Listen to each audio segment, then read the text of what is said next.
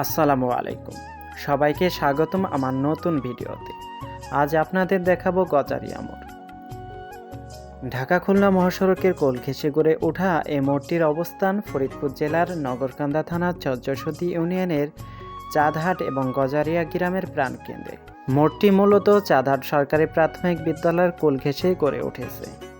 মোড়টি চাঁদহাট এবং গজারিয়ার প্রাণকেন্দ্রে অবস্থিত হলেও এখানে কুমারদিয়া, দুলালী এবং বল্লকদি থেকে লোকজন আসে তাদের নিত্য প্রয়োজনীয় জিনিসপত্র কেনার জন্য এবং একটু অবসর সময় কাটানোর জন্য।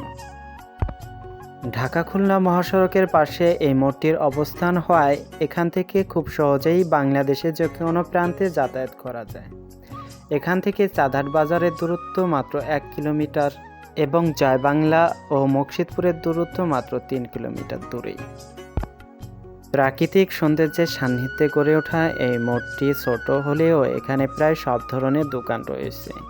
প্রথম দিকে ঢাকা খুলনা মহাসড়কের কোল ঘেঁষে অল্প কিছু সংখ্যক দোকান থাকলেও ক্রমান্বয়ে এখানে দোকান সংখ্যা বাড়তে থাকে। এখন প্রায় শতাধিক দোকান রয়েছে বাজার কমিটিও। গ্রামের এক একটি চায়ের দোকান যেন এক একটি সংসদ ভবন। বাড়ির হাড়ির খবর থেকে শুরু করে আন্তর্জাতিক সব ধরনের খবর তাদের নখদর্পণে থাকে। যাই হোক, গজারিয়া মোড়ের বেশিরভাগ দোকানে কিন্তু মুদি দোকান। এখানে তাদের নিত্য প্রয়োজনীয় সকল ধরনের সাবান সোডা থেকে শুরু করে চাল ডাল সবই পাওয়া যায়। রয়েছে বেশ কয়েকটি চালের দোকান, তবে বড় চালের দোকান একটি। এছাড়া এখানে রয়েছে গ্যাসের সিলিন্ডারের দোকানও, যা মানুষের ভোগান্তি কিছুটা হলেও কমিয়েছে। কারণ আগে মানুষের দূর দূরান্ত গিয়ে এসব জিনিসপত্র কিনে আনতে হতো, আর এখন মানুষ এখান থেকেই সহজে কিনে নিয়ে তাদের চাহিদা পূরণ করতে পারে।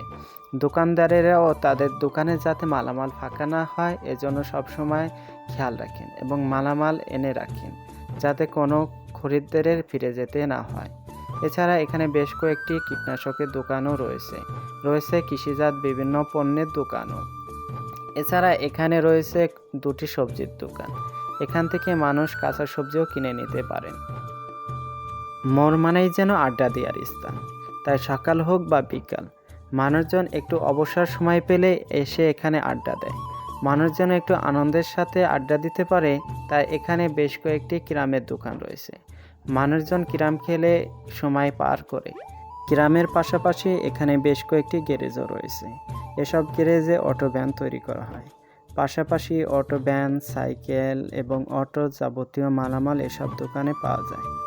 পুরাতন গাড়ি এনে এখানে সবাই মেরামত করে নতুনের মতো করে তৈরি করে। মুরব্বীদের যেন দিনে একবার চা পান না করলেই চলে না, তাই তারা বটতলার দোকানে এসে চা পান করে। এখানে রয়েছে কয়েকটি টেইলার্সের দোকানও, আছে মেডিসিনের দোকান। এখান থেকে স্থানীয় লোকজন তাদের নিত্য প্রয়োজনীয় ওষুধপত্র কিনে থাকেন। গজারিয়া মোড় পুরি সিঙ্গারার জন্য বিখ্যাত। এখানে রয়েছে বেশ কিছু পুরি সিঙ্গারার দোকানও। ওবায়দুর কাকার পুরীর সুনাম এলাকা জুড়ে রয়েছে।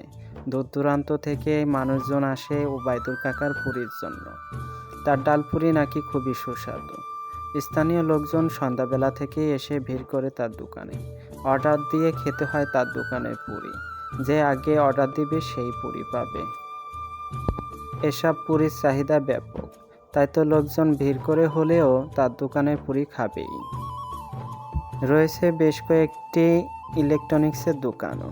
এখানে বিভিন্ন প্রকার ইলেকট্রনিক্স পণ্য পাওয়া যায়। ইলেকট্রনিক্স পণ্যের পাশাপাশি এখানে বেশ কয়েকটি সেলুনও রয়েছে। এলাকার মুরব্বীরা এসে এসব সেলুনে চুল কাটিয়ে থাকেন। রয়েছেন বেশ কয়েকটি ভাঙাড়ির দোকানও।